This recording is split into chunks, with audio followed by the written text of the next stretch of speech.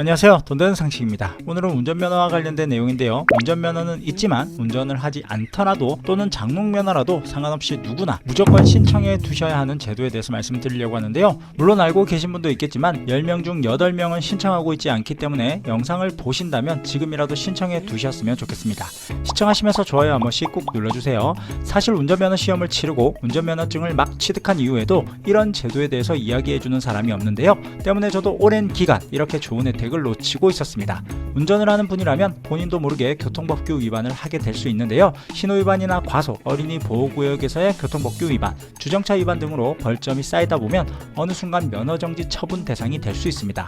운전면허 정지 처분은 운전면허 소지자가 운전을 하던 중 교통법규를 위반하거나 교통사고를 발생시켰을 경우 일정 기간 동안 운전을 할 수 없도록 하는 처분을 말하는데요, 한 번의 교통법규 위반이나 여러 번의 교통법규 위반으로 벌점이 40점 이상이 된다면 40일간 운전면허 정지 처분을 받게 됩니다. 이때는 운전면허증을 반납을 해야 하며 운전면허증을 반납하지 않을 경우 3만원의 범칙금 통고 처분을 받을 수 있습니다. 자, 그럼 이때부터 면허 정지가 되기 때문에 운전을 할 수 없는데요, 이렇게 된다면 정말 난감하겠죠. 물론 몰래 운전을 할 수는 있습니다. 다만 단속된다면 형사처벌까지 받기 때문에 절대 해서는 안 되겠죠. 그래서 지금 말씀드리는 제도는 꼭 신청해 둬야 된다고 말씀드리는 건데요, 착한 운전 마일리지는 운전자가 1년 동안 무사고 무위반 준수 서약을 지키면 마일리지를 적립해주는 제도입니다. 1년간 교통법규를 잘 지키면 10점의 마일리지가 적립되고 마일리지를 사용해 교통법규 위반 등으로 인한 면허정지를 막을 수 있습니다. 지원 내용은 1년간 무위반, 무사고 시 마일리지는 10점씩 적립이 되는데요, 10점이 적립되어 있다면 벌점 누산 점수에서 11을 감경받거나 벌점 10점을 공제할 수 있습니다. 운전자의 면허 벌점이 40점 이상이 되면 면허정지 처분 대상자가 되지만 10점을 사용을 하면 40일 면허정지 대상자가 되는 것을 막을 수 있습니다.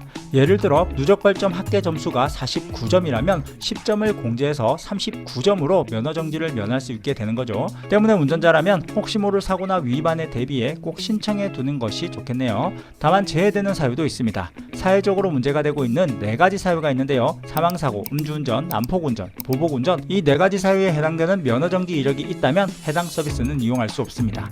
그럼 신청 이후에 불이익이 있지 않을까 고민하실 수 있는데요, 서약 이후 사고나 법규를 위반할 경우에도 특별한 불이익은 없습니다. 한번 신청하고 나면 1년간 무위반, 무사고라면 자동으로 갱신이 되고요, 1년마다 10점씩 계속해서 마일리지가 적립되고 다음 해까지 교통법규를 잘 준수했다면 20점이 적립되며 최대 50점까지 적립이 가능합니다. 다만 서약을 지키지 못했다면 마일리지는 소멸하게 되는데요, 교통법규 위반 다음 날부터 다시 서약이 가능합니다.